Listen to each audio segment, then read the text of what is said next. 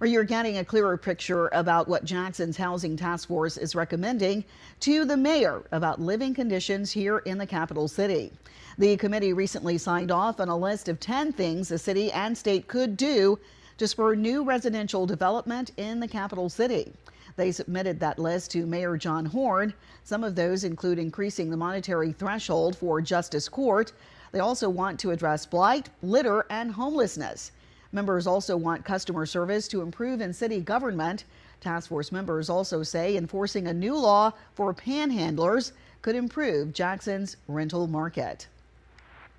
You can read that letter and the complete list of recommendations in this story at WLBT.com. Just scan the QR code on your screen right now to get the WLBT News app if you don't already have it.